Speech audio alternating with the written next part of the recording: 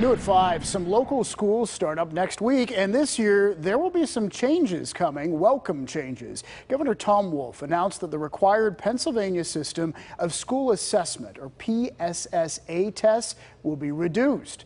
John Delano has the details.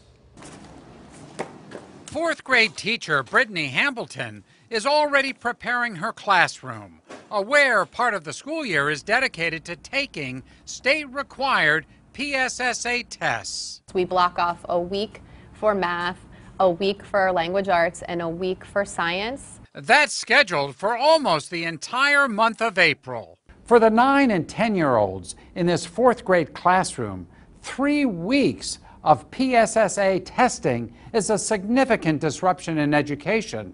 The real question is, all that standardized testing, is it worth it?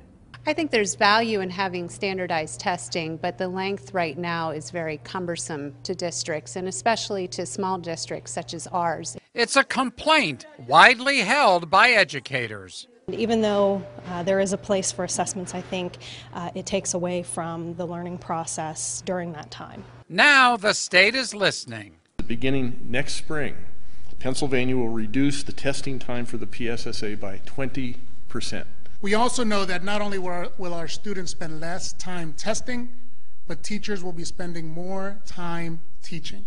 The change will affect students in grades 3 through 8, with whole sections of math, English language arts, and science removed from the PSSA tests.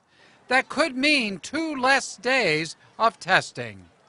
But not everyone thinks a 20% reduction is significant. It's a symbolic gesture, is my take on it, but it's only a minor reduction in terms of overall number of days held for testing. And the devil could be in the details. The challenge is going to be, from the educational standpoint, is understanding what items are going to be removed and what standards that we have to cover or reinforce in preparing for the exam.